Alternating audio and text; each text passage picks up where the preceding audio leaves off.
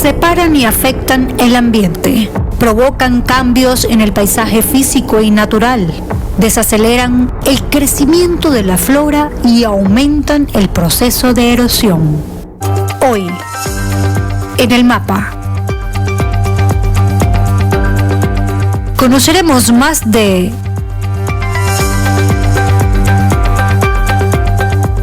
el impacto ambiental de los muros fronterizos. Las construcciones de vallas y muros fronterizos son pensadas para detener a las personas en su movilidad con diferentes argumentos. Separan a las personas, a las naciones, impactan a las familias, pero pocas veces nos detenemos a pensar en lo que producen al medio ambiente. En el comienzo de este nuevo milenio se han aumentado en cantidades realmente enormes. Ya hay 70 lugares con muro de distintos tipos, algunos más efectivos que los otros. El más alto es el de Gaza, de 9 metros de altura, por lo tanto impide más el paso de cualquier cosa.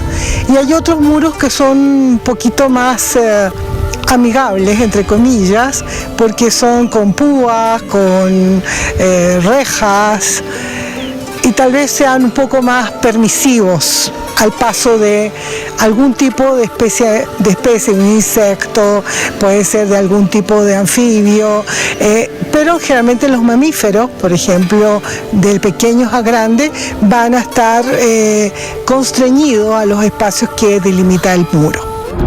Sobre el tema, conversaremos con dos científicos que trabajan en el Instituto Venezolano de Investigaciones Científicas, la doctora Loreto Donoso, ingeniera ambiental, jefa encargada del Centro de Ciencias Atmosféricas y Biogeoquímicas, y con el biólogo Pedro Borges, investigador del Centro de Estudios de la Crisis Ambiental de recién creación. Ambos entes están adscritos al IBIC. Los ecosistemas naturales, aunque ya vamos a revisar ese término, son sistemas sumamente dinámicos, que dependen de flujo de materia, o sea, alimentos, por ejemplo, o nutrientes, energía, por ejemplo, calor, o información. Por ejemplo, cuando una semilla se mueve de un lado al otro, mueve información que permite reconstruir esa planta. Los animales, por ejemplo, tienen diferentes lugares donde se alimentan, dependiendo de la época del año, dependiendo de los nutrientes que necesitan. Hay lugares de reproducción y lugares de cría. Las plantas también se dispersan a través del aire, a través del agua, incluso sobre los mismos animales. Tanto el polen como las semillas necesitan esa dispersión. Cuando tú estableces barreras, tú estás rompiendo, quebrando esos flujos. Esos flujos son indispensables para el ecosistema y eso genera un daño, en muchos casos incluso irreparable, en esos ecosistemas. Todos estos muros se han hecho para retener a la gente, pero también están modificando, reteniendo cómo se mueva un ecosistema, cómo se muevan los animales que hay en el ecosistema y cómo se mueven las plantas, porque el polen es una manera de que se mueven las plantas. Las plantas el polen puede ser transportado en partículas atmosféricas por 2000 kilómetros fácilmente, a varias alturas, pero también hay polen más pesado que se mueve mucho más lentamente y se mueve por debajo, y ese necesita que esté abierto el espacio para poderse mover. Los muros o vallas fronterizos son obstrucciones que afectan todo el planeta. Cuando tienes algún tipo de problemas, por ejemplo, como incendios, como inundaciones, los animales tienen sus vías de escape. Si tú bloqueas esas vías de escape, si bloqueas esas vías de movimiento de polinizadores, estás otra vez alterando completamente el ecosistema. Todos estos tipos de barreras que tú planteas, que tú estableces sobre los ecosistemas naturales, cortan esos flujos que les mencioné. Información, no se fluye el polen, no se mueven las semillas, energía, el calor, por ejemplo, cuando fluye el agua está distribuyendo calor también. Y bueno, material, prácticamente todo, el animal mismo, los nutrientes, el alimento. Todo eso, repito, va a cambiar completamente la dinámica de esos ecosistemas, haciendo que algunas especies desaparezcan, haciendo que otras especies que antes no eran un problema se conviertan en invasoras, por ejemplo. Y cuando piensas en la interacción con los seres humanos, bueno, tienes especies, por ejemplo, que antes no eran plagas y se convierten en plagas. Para el levantamiento de los muros se requiere de material y maquinaria de construcción. Esto trae consigo varias consecuencias. hace que el suelo se compacte, el crecimiento de la flora se dificulta, con frecuencia desaparece la capa vegetal, el proceso de erosión se acelera, se generan desechos sólidos y líquidos externos al ambiente natural y el ciclo del entorno se altera. La atmósfera se contamina porque la maquinaria utilizada genera un importante número de gases y partículas contaminantes que se depositan en el aire para luego adentrarse a la atmósfera. Además, una vez concluida la construcción, diversas sustancias y materiales utilizados quedan en el ambiente como basura.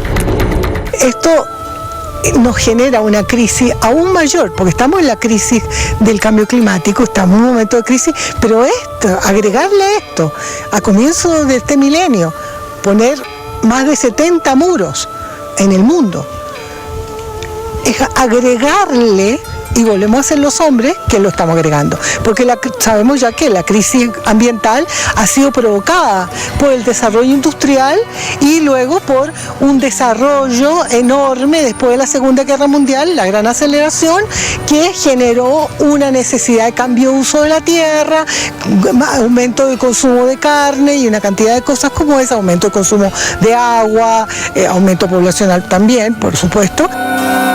Al regreso de la pausa. Cuando tú alteras esos flujos, estás generando inundaciones en sitios donde no existían antes. El número de vallas y muros fronterizos fundamentalmente es para detener las migraciones humanas bajo el argumento de la seguridad nacional. Un ejemplo importante es la larga barrera entre la frontera de México y Estados Unidos que divide el continente americano en dos y cuyo impacto ambiental ha sido denunciado reiteradas veces. Uno de los muros más emblemáticos, que es el muro entre México y Estados Unidos, en el río Bravo desde la perspectiva mexicana, el río Grande desde la perspectiva norteamericana, implica flujos de agua, la dinámica del río mismo, que son interrumpidos, que en algunos puntos con esas barreras. Estamos hablando de una barrera de más de 3.000 kilómetros en una zona que tiene, según recuerdo, alrededor de 1.500 especies diferentes. Cuando tú alteras esos flujos, estás generando inundaciones en sitios donde no existían antes, estás impidiendo inundaciones en otros lugares. La inundación es una forma, la inundación natural, es una forma en que los nutrientes que el río lleva en el agua se pasan a la tierra. O sea que hay ecosistemas que dependen de que esas inundaciones se den regularmente. Y por supuesto las inundaciones en sitios donde normalmente no hay una inundación generan grandes problemas tanto a personas como a poblaciones animales o vegetales que están sobre la zona. El doctor Gerardo Ceballos González, biólogo e investigador del Instituto de Ecología de la Universidad Nacional Autónoma de México, tiene largo tiempo estudiando la problemática que supone para el ambiente el muro fronterizo de Estados Unidos con México. La magnitud de esto es de consecuencias planetarias. Todo eso es una frontera de más de 3.000 kilómetros, enormemente diversas, que como digo va de ambientes semitropicales, ambientes templados secos, ambientes templados húmedos. Es una barrera prácticamente impenetrable para la mayoría de los animales vertebrados, incluyendo muchas veces lagartijas y sapos, hasta osos y berrendos. En segundo lugar, tiene un impacto directo en los animales que se atropellan o que cazan. Muchas veces los cazadores siguen esta ruta y se encuentran a los venados, a los pecarís, a los berrendos, tratando de cruzar y son una presa muy fácil de matar. Una de las cosas que de manera indirecta causa esta barrera es que las poblaciones de animales que quedan separados por esto empiezan a tener problemas, sobre todo genéticos, demográficos, porque son poblaciones pequeñas en muchos casos y que dependían de los animales que estaban en ambos lados de la frontera, que cruzaban de ida y de vuelta, bisontes, berrendos, osos, etcétera, y cuando pones esta barrera ya no pueden cruzar. Un problema adicional es que son áreas donde muchas de estas áreas tienen lluvias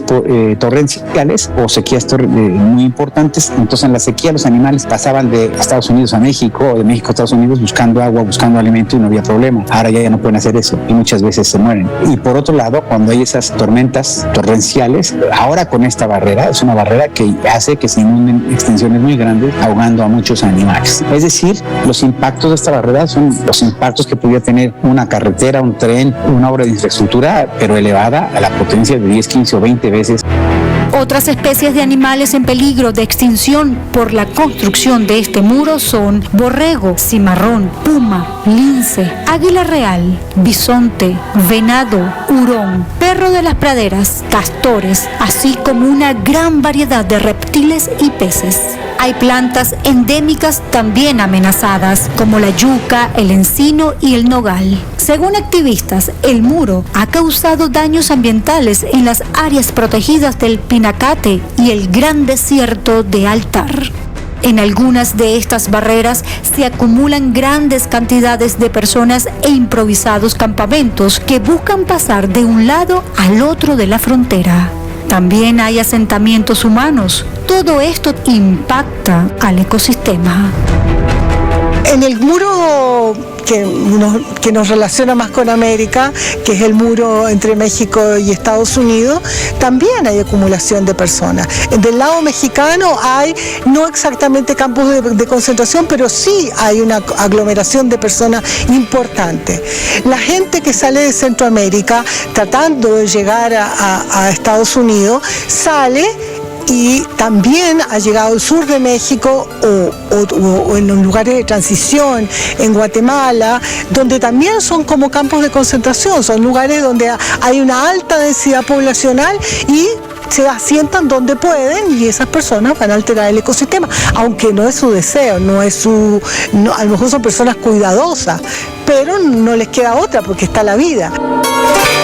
Por ejemplo, si yo tengo una población que vive de un lado de la frontera, pero trabaja del otro lado de la frontera, cuando yo interrumpo ese flujo, esas personas se quedan sin medio de subsistencia. Y eso es una realidad en muchas fronteras, particularmente en la frontera del Río Bravo. Cuando esas personas se quedan sin medio de subsistencia, ya tienes ahí un problema social que es socioambiental. Pero además sobre esas poblaciones ahora hay una gran presión. Esas poblaciones necesitan satisfacer sus necesidades. Por ejemplo, en Calais, en la salida de Francia a Inglaterra, se formó un campo de concentración gigantesco de las personas de África que trataban de cruzar hacia Inglaterra, cruzar a través del tren, por el túnel y también vía acuática, y se formó un campo de concentración gigantesco. Ese campo de concentración fue desarmado gracias a que se hizo un muro. ¿No? Se hizo un muro y ahora no hay ese campo de concentración. Pero el campo de concentración duró más de 2 años. Entonces tú tienes una cantidad de gente viviendo en un solo espacio muy pequeño y el ecosistema de ese lugar completamente alterado. Puede que quede hasta desertificado porque la gente trata al máximo de sacar algo de ese lugar. O si vive tan densamente, va a necesitar hacer sus necesidades. ¿Dónde las va a hacer? En el río más cercano, ¿dónde las va a enterrar? En un pozo séptico allí mismo. Entonces va a alterar el ecosistema completamente. Cuando se vaya, aunque lo saquen, como pasó en Calais, va a quedar una alteración que no sabemos cuánto tiempo va a durar. Con la construcción de las barreras, al ser consideradas de seguridad nacional, los gobiernos se permiten pasar por encima de normativas internacionales de protección del ecosistema. En el caso del muro entre México y Estados Unidos, se violan unas 30 leyes. Al retorno. Todos esos lugares recibieron a la Europa hambrienta, desesperada, carente. Hoy en día nos hacen muro. Pedro Borges señala un ejemplo de muro al que califica de vergonzoso, el de Cisjordania, construido por Israel porque considera a los palestinos elementos de riesgo para su seguridad. Fíjense, yo me quiero defender pero me meto en tu territorio y construyo el muro en tu territorio. Pero ha separado plantaciones de olivos, que son los árboles que producen las aceitunas, de las poblaciones que los cultivaban. Los olivos duran por siglos. Los olivos que se están cultivando ahora, las familias que los cultivan, están cultivando árboles que sembraron sus abuelos o sus bisabuelos. Mantener una plantación de olivos implica todo un cuidado, que ellos saben por siglos de conocimiento y desarrollo de conocimiento. Cuando tú interrumpes eso, primero, la familia, tragedia humana, la familia la separaste no solamente de su medio de subsistencia, sino de su vida, de su expresión, de su cultura, porque eso es parte intrínseca de su cultura. Ahí se empieza a perder conocimiento. El impacto ambiental de las vallas y muros fronterizos debe ser abordado no solo desde la perspectiva socioecológica, sino también geopolítica. La movilidad humana, el intercambio de suministros y cómo esa dinámica ha cambiado. muy distinto, tal vez es como pasó a fines del siglo XIX, comienzo del siglo XX, en que vino tanta gente de Europa a América, escapando del hambre, escapando de la política, pero a finales del siglo XIX vino escapando del hambre, la hambre terrible que hubo en Alemania, la gente emigró. Luego, la gente de Irlanda que se fue a Estados Unidos porque bueno, no queda otra, porque había una enfermedad de las plantas que hizo que fuese imposible cultivar y la gente se moría de hambre y tuvo que emigrar. Pero cuando hicieron esas migraciones fueron recibidos bien. De alguna manera América, cuando el norte vino hacia el sur por las mismas necesidades del hambre, la desesperación, la persecución política en muchos casos, fue recibido amigablemente. Abrieron los espacios. En Venezuela, en Argentina, en Chile, en Brasil, en México, todos esos lugares recibieron a la Europa hambrienta, desesperada, carente. Hoy en día nos hacen muros. Y esos muros generan una alteración humana y una alteración ecosistémica. Las migraciones modernas se hacen de sur a norte. Uno de los mayores motores de esa migración es la crisis ambiental global, que es una dimensión de una crisis civilizatoria que realmente se hace cada vez más evidente. O sea, la crisis del planeta en este momento es así como que si ustedes abrieran el capó de un carro y vieran que está echando candela por un lado, humo por otro lado, chispas por aquí. O sea, es algo muy evidente. Lo vemos en las guerras, lo vemos en el hambre, lo vemos en el sufrimiento de muchos tipos. Imagínense el grado de ansiedad, el grado de necesidad, de desesperación que tiene que tener una persona para tomar a su hijo, a veces recién nacido, y lanzarse a caminar por una selva, lanzarse en una balsa en el mar, sin saber a dónde va, sin saber cuál es su destino, sin saber si va a poder llegar. Son situaciones realmente trágicas. Uno de los muros más peligrosos es el mar Mediterráneo, cementerio de miles de migrantes de África y que huyen de sus precarias situaciones de vida y buscan llegar a Europa. En este minuto tenemos, sobre todo, hay muros en Europa, tratando de que la gente que está migrando desde África no entre a Europa. Y esta es una migración que está relacionada con cambios como se puede saber, se ha hablado mucho de esto, los cambios ambientales, de la crisis ambiental. Hace que un pequeño productor, un pequeño campesino esté muy afectado, porque un gran campesino que tiene un productor de la industria agrícola puede producir aún en condiciones distintas si invierte más en fertilizante, hace acequia, transporta el agua de lugares lejanos, pero un pequeño productor, como lo es la mayoría de los productores agrícolas de África, por ejemplo, se ve muy afectado. Una sequía, por más pequeña que sea, 1 o 2 años, puede cambiar absolutamente su calidad de vida y necesita migrar, necesita moverse.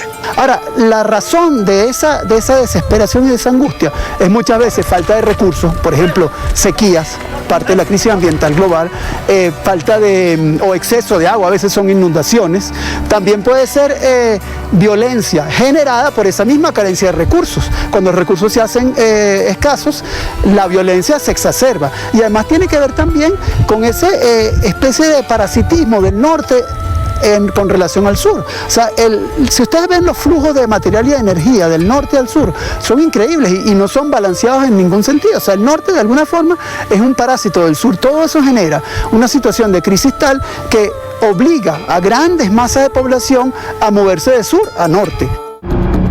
Cuando la naturaleza encuentra una brecha para regenerarse, la aprovecha.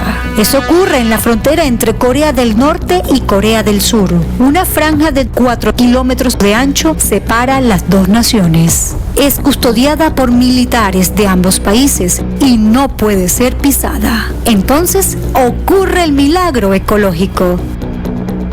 Esto lleva 64 años.